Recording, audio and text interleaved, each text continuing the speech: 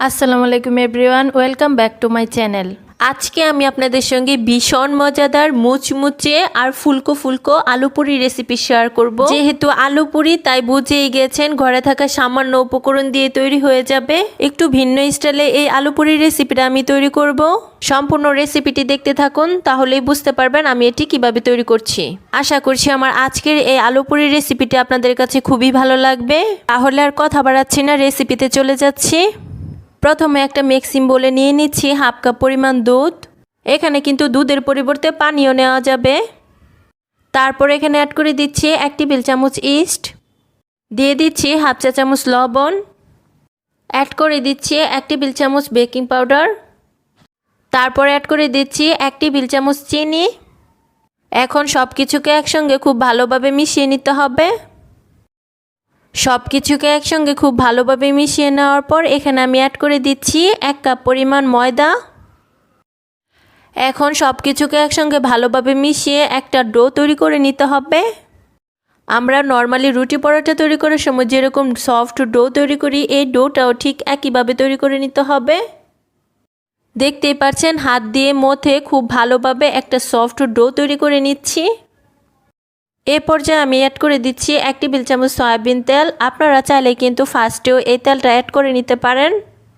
এখন আবারও হাত দিয়ে ভালোভাবে মথে একটা সফট ডো তৈরি করে নিচ্ছি। দেখতেই পাচ্ছেন আমার কিন্তু এই ডোটা তৈরি হয়ে গিয়েছে। এখন একটা ঢাকনা দিয়ে ঢেকে রেস্টে রেখে দিচ্ছি 30 মিনিটের জন্য। আর এরই মধ্যে একটি পুর তৈরি করে নিব। তার জন্য একটা মিক্সিং বলে নিয়ে নিচ্ছি 1 কাপ পরিমাণ সিদ্ধ আলু। এখন এই আলুগুলোকে একটা কাঁটা চামচের সাহায্যে খুব ভালোভাবে ম্যাশ করে নিচ্ছি। এই আলুগুলিকে খুব ভালোভাবে ম্যাশ করে নিতে হবে যেন বড় কোনো টুকরো না থাকে। দেখতেই পাচ্ছেন আলুগুলো আমার খুব ভালোভাবে ম্যাশ করা হয়ে গিয়েছে। এখন আমি এখানে অ্যাড করে দিচ্ছি হাফ কাপ পরিমাণ পেঁয়াজ কুচি, দিয়ে দিচ্ছি 4 টেবিল চামচ ধনিয়া পাতা কুচি, দিয়ে দিচ্ছি 3 থেকে 4টি কাঁচামরিচ কুচি। তারপর আমি এখানে অ্যাড করে দিচ্ছি হাফ চা চামচ টালা জিরা গুঁড়া, আর সবশেষে আমি দিয়ে দিচ্ছি স্বাদ অনুযায়ী লবণ। এখন সব কিছুকে একসঙ্গে খুব ভালোভাবে মিশিয়ে নিচ্ছি। দেখতেই পাচ্ছেন আলুর পুরটা আমার তৈরি হয়ে গিয়েছে। এখন এই মিক্সিং বোলটা একটা সাইডে রেখে দিচ্ছি। এদিকে আমরা যে ডোটা তৈরি করে রেখেছিলাম এটা কিন্তু অনেকটাই সফট হয়ে গিয়েছে আর অনেকটাই কিন্তু ফুলে গিয়েছে। এখন এই ডোটা আমরা একটা বোর্ডের উপর নিয়ে নিচ্ছি আর যতগুলো পুরি তৈরি করব ততগুলো লেচি কেটে নিচ্ছি। আমি এই ডোটাকে 6টি ভাগে লেচি কেটে নিচ্ছি। আপনারা যদি একটু ছোট সাইজের পুরি তৈরি করতে চান তাহলে কিন্তু আরও ছোট করেও লেচি কেটে নিতে পারেন। সবগুলো লেচি কেটে নেওয়া হয়ে গিয়েছে। এখন আমি এই ডোগুলোকে হাতের সাহায্যে গোল করে বলে শেপ দিয়ে নিচ্ছি। বন্ধুরা যারা আমার এই রেসিপিটি দেখছেন প্লিজ ফুল ওয়াচ করে দিবেন, আর যারা নতুন এসেছেন প্লিজ চ্যানেলটি সাবস্ক্রাইব করে নেবেন, আর যারা সাবস্ক্রাইব করেছেন তাদেরকে অসংখ্য ধন্যবাদ। দেখতেই পাচ্ছেন সবগুলো আমার বলের শেপ দেওয়া হয়ে গিয়েছে। এখন আমি এগুলোকে কোনো রকম বেলাবেলির ঝামেলা ছাড়াই হাতের সাহায্যে চ্যাপটা করে নিচ্ছি। আপনারা চাইলে কিন্তু এই কাজটি বেলুনের সাহায্যেও করে নিতে পারেন।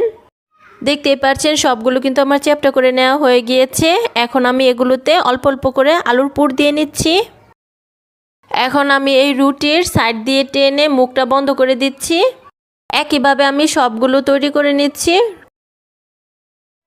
এখন এগুলোকে পুরি শেপ দিয়ে নেওয়ার পালা। দেখতেই পাচ্ছেন আলুগুলো যেন চারপাশ ছড়িয়ে যায় তার জন্য আমি হাত দিয়ে চেপে চেপে পুরি শেপ দিয়ে নিচ্ছি। এই কাজটি কিন্তু খুব ভালোভাবে করে নিতে হবে, তা না হলে কিন্তু এক পাশে পুর পাওয়া যাবে অন্য পাশে পুর পাওয়া যাবে না। একইভাবে আমি সবগুলো হাত দিয়ে চেপে চেপে পুরি শেপ দিয়ে নিচ্ছি।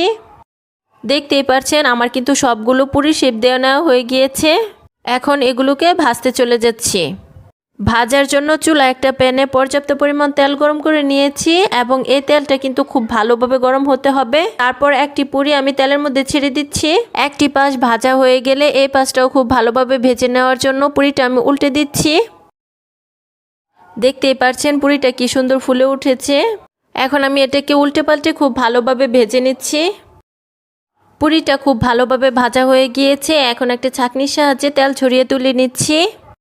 বন্ধুরা আমি আরও একটি পুরি আপনাদের মাঝে ভেজে শেয়ার করছি।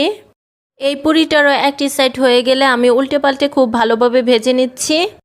দেখতেই পারছেন বন্ধুরা, এই পুরিটাও কিন্তু খুব সুন্দরভাবে আমার ফুলে উঠেছে আর প্রতিটা পুরি কিন্তু এরকম ফুলকো ফুলকো হয়েছে। এটাও আমার ভাজা হয়ে গিয়েছে, এখন আমি তেল ঝরিয়ে তুলে নিচ্ছি। একই প্রসেসে সবগুলো পুরি হবে। দেখতেই পারছেন আমার সবগুলো পুরি ভাজা হয়ে গিয়েছে। আর বন্ধুরা দেখুন, প্রতিটি পুরি কিন্তু আমার এরকম ফুলকো ফুলকো হয়েছে।